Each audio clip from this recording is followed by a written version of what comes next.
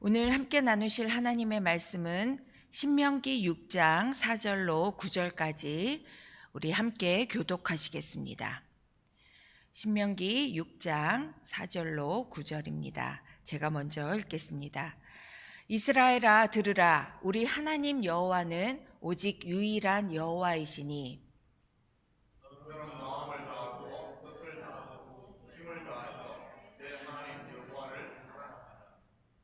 오늘 내가 네게 명하는 이 말씀을 너는 마음에 새기고 내 자녀에게 부지런히 가르치며 집에 앉았을 때든지 길을 갈 때든지 누워 있을 때든지 일어날 때든지 이 말씀을 강론할 것이며 너는 또 그것을 내 손목에 매어 기호를 삼으며 내 미간에 붙여 표로 삼고 또 내 집 문설주와 바깥문에 기록할지니라.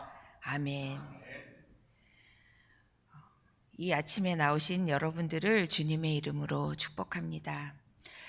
오늘 함께 읽은 이 본문은 유대인들의 신앙 고백으로 쉐마 이스라엘이라고 불리는 구절입니다. 유대인들은 매일 이 신앙 고백을 암송하고 있습니다. 아주 오래전부터 암송을 했고 지금도 암송을 하고 있습니다. 여러분들이 잘 아시다시피 제2차 세계대전 당시에 아우슈비츠로 잡혀갔던 수백만 명의 유대인들이 가스실에서 죽어갈 때 죽음을 앞둔 그 순간에도 이 쉐마 이스라엘을 외웠다는 이야기는 아주 유명합니다.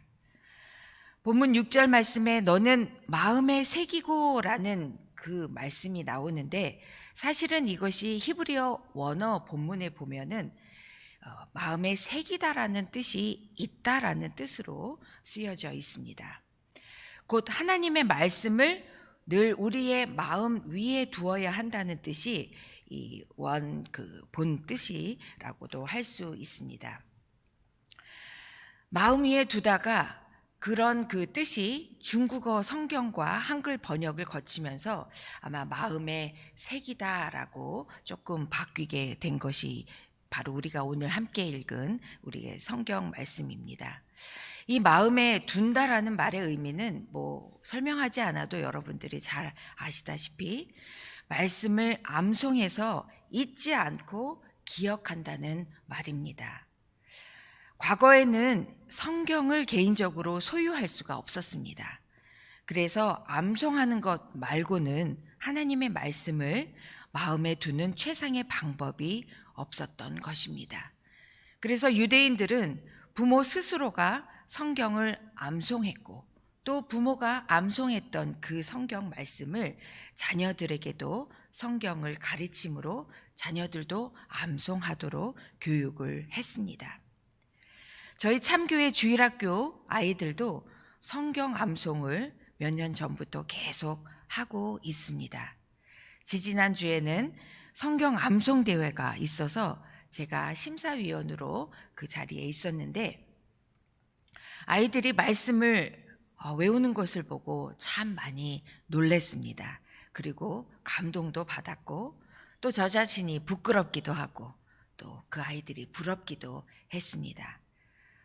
진작에 우리 아이들도 그렇게 가르쳤으면 하는 그런 아쉬움도 있었습니다. 이렇게 우리 참교회 아이들도 성경 말씀을 외우면서 이렇게 신앙으로 자라는 것이 지금 우리 아이들은 아마 그것을 잘 모르겠지만 이 아이들이 커서 그리고 중학교를 가고 고등학교를 가고 대학교를 가고 직장 생활을 하고 또 결혼을 하고 아이를 낳고 그 모든 순간순간에 지금 그 아이들이 외웠던 그 말씀이 그 아이들을 바로 잡아주는 정말 귀한 은혜인 것을 아마 나중에는 깨닫게 될 것을 믿습니다. 이렇게 성경은 하나님의 말씀을 자녀들에게 이야기해 주라고 가르치라고 명령하고 있습니다. 시편 34편 11절을 우리 함께 보시겠습니다. 너희 자녀들아 와서 내 말을 들으라. 내가 여호와를 경외하는 법을 너희에게 가르치리로다. 여기에서 이 다윗이 하는 말씀인데 다윗이 자녀에게 하나님의 말씀을 이야기해주고 가르치고 있었다라는 것을 우리는 이 시편을 통해서 알 수 있습니다. 이렇게 유대인들은 아침 기도, 점심 기도, 그리고 저녁 기도를 이렇게 하루에 3번을 하는 기도의 시간을 가지고 예배를 드렸습니다. 특별히 아침 기도는 우리가 본문으로 읽은 쉐마 이스라엘을 외치거나 또 전통적으로 사용하는 그들의 기도문을 외웠다고 합니다. 그리고 점심 기도에는 시편 145편을 통째로 외우고 저녁 기도에는 또 다른 시편을 외우고 기도를 했다고 합니다. 다윗 왕도 이렇게 우리가 읽었던 시편 34편 그것을 보는 것으로 다윗 왕도 개인적으로 하루에 3번 기도하였고 또 우리가 잘 아는 다니엘도 매일 하루에 3번을 예루살렘을 향해서 기도했고 또 우리 예수님도 이 기도의 습관을 유지하셨던 것을 우리는 성경을 통해 알 수 있습니다. 영적인 삶을 규칙적으로 또 일관성 있게 꾸려나가는 것은 우리 그리스도인들에게 아주 중요합니다.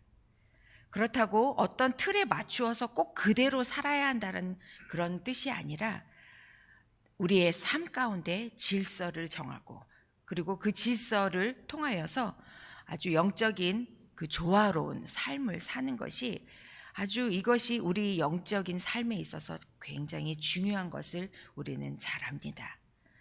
규칙적인 일관성이 있는 이 영적 생활이 또 얼마나 파워풀하고 우리에게 너무나도 큰 힘을 불어넣어주는 것은 제가 굳이 설명하지 않아도 지금 여기에 나와 계신 새벽 예배를 늘 지키시는 모두에게 이런 경험이 있는 줄 믿습니다. 성경은 주일 예배를 하루에 몇 번 드려야 하는지, 또 새벽 기도회를 꼭 해야 하나, 또 수요 예배를 꼭 드려야 하나라는 그런 부분에 대해서 구체적으로 알려주지는 않습니다. 단지 시대적으로 교회가 성경의 기본 원리로부터 그 형식과 모양을 자기들 그 나름대로의 그 문화에 맞춰서 다양한 모습으로 구체화하면서 지금까지 기독교의 역사는 이어왔습니다. 그래서 그 교회의 예배의 모습이나 기도의 형식은 역사 속에서 굳어지거나 때로는 어떤 다른 변화의 모습으로 우리에게 그동안 전수되어 왔는데 이것이 기록에 남아서 우리가 과거의 예배나 기도의 형식을 문헌을 통해서도 알 수 있고 우리가 우리의 그 부모님들을 통해서도 들을 수 있어서 이것이 알 수는 있는데 가장 우리에게 기본적으로 이렇게 유대인들이 매일 습관적으로 규칙적인 그 가정에서 드렸던 예배, 우리가 쉽게 얘기하면 이 가정 예배는 우리의 습관을 통해서 전해져 내려온 것이기 때문에 특별히 어떤 기록이나 이런 것이 없었습니다. 그래서 그 가정 예배가 얼마나 유익이 컸고 또 어떤 결과로 이렇게 나아져 왔는지는 사실은 그렇게 정확하게 나와 있는 것은 없습니다. 그럼에도 불구하고 가정 예배가 꾸준히 전통을 통해서 전수되었다는 사실만큼은 아주 분명한 사실입니다. 구약 성경에는 가정 예배에 대한 직접적인 언급은 없습니다. 그렇다고 해서 가정 예배가 구약 시대에 없었다고 결론 지을 수는 없는 게 가족 개개인이 하나님께 예배를 드렸을 뿐만 아니라 가족 전체가 함께 예배 드리는 모습이 곳곳에 말씀 속에서 발견되기도 합니다. 함께 읽지는 않겠지만 제가 몇 군데 성경 말씀을 표현해 드리도록 하겠습니다. 여호수아는 온 백성이 다른 신들을 섬기더라도 자기와 자기 가족은 하나님만 섬기겠다라고 선언했던 그 성경 말씀이 여호수아 24장에 있습니다. 또 다윗 왕도 온 백성과 함께 예배를 드린 후 백성을 축복하고 자기 가족을 축복했다. 사무엘 하에 6장에 나와 있습니다. 또 신약 성경에도 나와 있습니다. 가정 예배의 모습을 고넬료의 가족이 그들의 가족 구원을 위해서 베드로를 초대했고 또 온 가족이 함께 말씀을 듣고 복음을 받아들이고 세례를 받은 그 이야기가 사도행전 10장에 나와 있습니다. 또 브리스가와 아굴라의 가정도 가정 예배를 드렸다고 로마서 16장에 기록되어져 있습니다. 이렇게 곳곳에 가정 예배는 전수되어져 왔습니다. 그래서 앞으로 제가 몇 번을 걸쳐서 이 가정 예배가 얼마나 중요한지, 이 가정 예배를 하나님께서 우리에게 명령하신 명령 중에 하나인데, 이 가정 예배를 통해서 우리의 가정이 바로 서고 우리 가정이 바로 섰을 때 바로 이것이 교회의 부흥과 직결되어지는 것이기 때문에 이 가정 예배에 대해서 함께 좀 말씀을 나눠보고자 합니다. 우리는 참으로 바쁘게 삽니다. 특별히 이민 생활은 너무나도 바쁩니다. 시간을 쪼개어서 교회에 주일 예배를 나오시는 분들도 많고, 또 우리가 지금 늘 규칙적으로 하고 있는 성경 읽기도 시간을 쪼개야만 하는, 시간이 너무 풍부해서 할 일이 없어서 읽는 분들은 아무도 없습니다. 그런 가운데 있어서 우리 아이들과 함께 또 이 가정 예배를 통해서 우리가 규칙적으로 얼마만큼 하나님 앞에 매일매일 우리의 신앙생활을 드려야 하는지에 대해서 우리가 다시 한번 경각심을 갖고 우리의 삶을 되돌아보는 그런 귀한 계기가 되기를 원합니다. 그래서 앞으로 우리가 이 부분에 대해서 좀 함께 고민하고 또 준비하고, 또 지금은 당장 못하고 있을지라도 앞으로 우리가 어떤 방법으로 이 가정 예배를 통해서 우리 자녀들과 소통하고 또 하나님의 말씀으로 아이들을 양육하는 데 있어서 하나님께서 맡겨주신 부모의 사명을 우리가 얼마나 잘 감당할지에 대해서 우리가 기도하고 준비해야 되고 고민해야 돼야 할 것이 바로 우리에게 주시는 오늘의 말씀인 것 같습니다. 그래서 오늘 이 부분을 대해서 우리가 함께 기도하고 준비하는 오늘이 되기를 간절히 소망합니다. 기도드리시겠습니다.